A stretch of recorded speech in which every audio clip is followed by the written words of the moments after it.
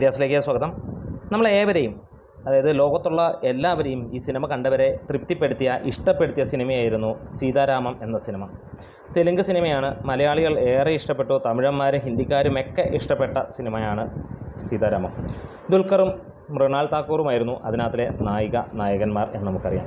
ഇന്ന് മൃണാൽ താക്കൂർ ഒരു പോസ്റ്റ് ഇറക്കിയിരിക്കുന്നു. അതിനകത്തിൽ പറഞ്ഞിരിക്കുന്നതാണ്, I am not afraid to say that I am the president of Dulquer Salmaan's fans club Mrunal Thakur.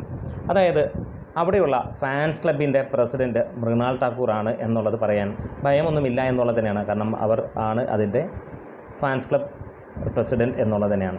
നമുക്കറിയാം, ഇന്ന് മലയാളത്തിൽ നിന്നുള്ളതിൽ ഏറ്റവും കൂടുതൽ ആളുകൾ വേൾഡ് വൈഡായിട്ട് ഇന്ത്യയിൽ നിന്ന് തന്നെ യൂത്ത് ഐക്കണായിട്ട് കാണുന്നത് ദുൽഖർ സൽമാനെ തന്നെയാണ്. നമുക്കറിയാം, കുറച്ച് നാളുകളായിട്ട്, അല്ലെങ്കിൽ ഒരു 2-3 മാസങ്ങളായിട്ട് അദ്ദേഹത്തിൻ്റെ സിനിമകൾ, അല്ലെങ്കിൽ 4-5 മാസമായിട്ട് അദ്ദേഹത്തിൻ്റെ സിനിമകളൊന്നും തന്നെ വന്നിട്ടില്ല. പക്ഷേ അതിനു മുമ്പ് വന്ന സിനിമകളെല്ലാം തന്നെ അതിഗംഭീരമായിരുന്നു. നമുക്ക് ഓരോ സിനിമയും ഓരോ ഭാഷയിലുള്ളതും മികച്ചു തന്നെയായിരുന്നു.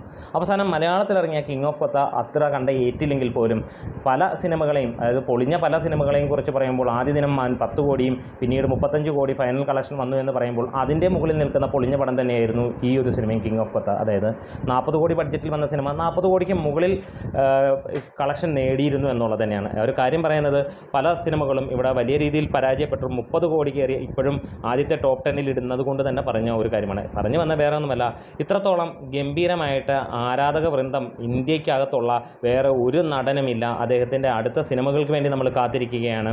ഒരു പരാജയം കൊണ്ട് ഒന്നും ആകുന്നില്ല. അങ്ങനെ നോക്കിക്കഴിഞ്ഞാൽ ഇവിടുത്തെ പല സൂപ്പർ താരങ്ങളും 15ഉം 20ഉം പടങ്ങൾ പൊട്ടിയിട്ട് തന്നെ ഇരിക്കുന്നു.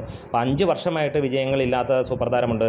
അതേപോലെ തന്നെ വലിയ വിജയങ്ങളുണ്ടായിട്ട് പിന്നീട് ഗംഭീരമായി പരാജയങ്ങൾ വന്നിരുന്ന സൂപ്പർ താരങ്ങളുമുണ്ട്. ഇൻക്ലൂഡിങ് മമ്മൂട്ടി, മോഹൻലാൽ നോക്കുകയാണെങ്കിൽ തന്നെ അവരുടെ കരിയറിൽ ഉടനീളം നമ്മൾ കണ്ടിരിക്കുന്നത് അങ്ങനെ തന്നെയാണ്. പലപ്പോഴേ വലിയ രീതിയിൽ ഉള്ള പരാജയങ്ങൾ പിന്നീട് വലിയ വിജയങ്ങളും വരികയും പിന്നെയും അങ്ങനെ ഒരു ഓളം പോലെ തന്നെ പോകുന്നത്. അതുകൊണ്ട് തന്നെ ദുൽഖർ സൽമാൻ എന്ന നടനെ എഴുതിത്തള്ളാൻ വരട്ടെ, അടുത്ത വരുന്ന സിനിമയുണ്ട്, അത് വെച്ച് മിന്നിക്കും എന്നുള്ളത് തന്നെയാണ്. എന്തായാലും ഇന്ത്യൻ സിനിമയിൽ മലയാളത്തിൽ നിന്ന് ഒരു ഐക്കണിക് സ്റ്റാർ ഉണ്ടെങ്കിൽ അത് ദുൽഖർ സൽമാൻ തന്നെയാണ് എന്നുള്ളതാണ്. ഒരിക്കലും മമ്മൂട്ടിക്കോ മോഹൻലാലിനോ ഒരാൾക്കും കഴിയാത്ത റേഞ്ചിലുള്ള ഒരു കാര്യം തന്നെയാണ് ദുൽഖർ നേടിയിരിക്കുന്നത്. നമ്മുടെ വീഡിയോസ് ഇഷ്ടമെങ്കിലും സപ്പോർട്ട് ചെയ്ത് തരണം. ദേ മീഡിയാസ്.